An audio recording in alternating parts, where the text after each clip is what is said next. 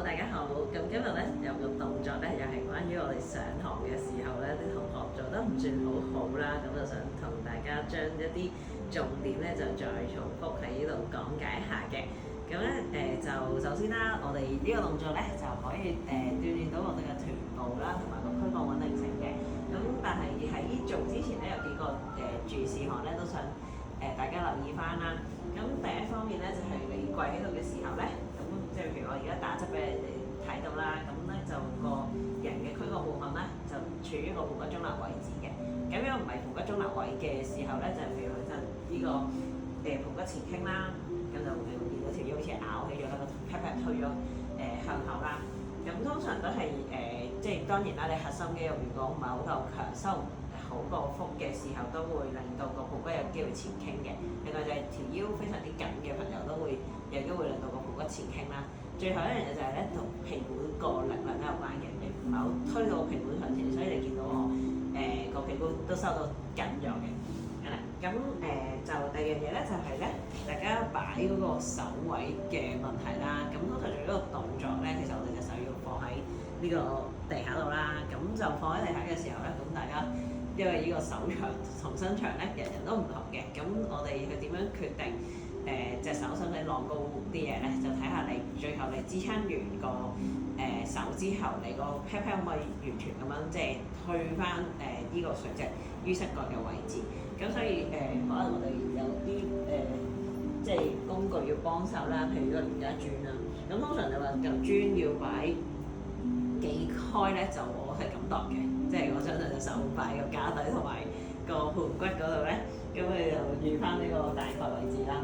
咁跟住咧，你就睇下呢一個支撐腳嘅部分，係可唔可以好好咁樣升得起翻個 pat pat 佢？咁如果你升唔到咧，即係譬如你假設真係隻手撳咗喺地下，咁你個位一定係唔夠長噶嘛，咁你就要度翻個位置啦，係啦。咁下一次你度啱個位啦，咁一嚿瑜伽磚我哋呢隻就7.5cm 左右啦，咁我中意用自己嘅手指都撐住嘅。咁有啲學生唔識用咧，就會撳住個磚頭啦，咁就可能佢多一嚿磚啦，咁跟住就伸埋隻腳出嚟啦。咁我哋個腳啦，同埋個軀幹啦，仲有膝頭哥啦，仲有呢個手咧，係一個垂直面嚟嘅，係啦，就會變咗個臀部推後啦。通常唔夠 pat 力嘅朋友咧，就會即係推咗個 pat pat 向後嘅，係啦。咁個動作其實就要你呢度腹部收得好實啦。咁跟住咧就拎起隻腳啦，咁有啲都會開始唔夠力，就會坐咗個籮柚向佢啦，又係個 pat pat 啦，同埋核心肌肉要注意多啲啦。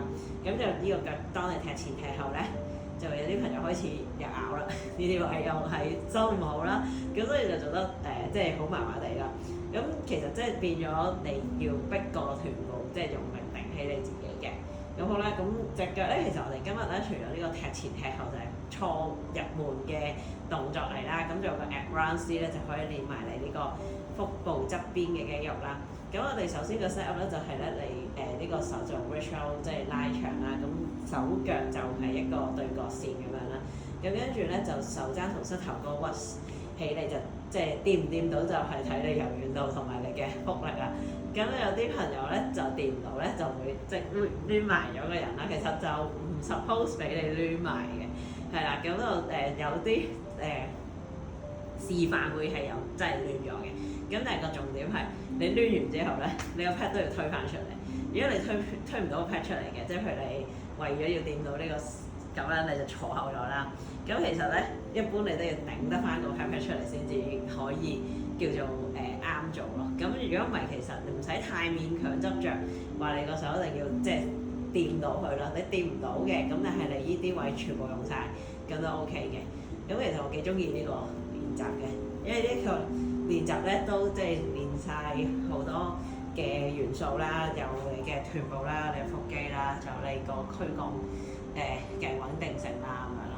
咁如果即係你話即係呢排天氣好唔穩定啊，咁成日都要喺屋企度做運動咧，其實呢個幾好。通常我啲學生做飯都投訴，咁今日都係攰㗎啦，咁樣就所以就大家多啲喺屋企啊，飲多啲水，休息多啲啦。咁今日就係咁多啦。咁就如果你再有問題嘅，咁可以喺我哋嘅片段嗰度留言啦，DM 我哋又得，係啦。咁就即係你有有其他運動嘅疑問都可以聯絡我嘅。係啦，咁今日咁多啦，拜拜。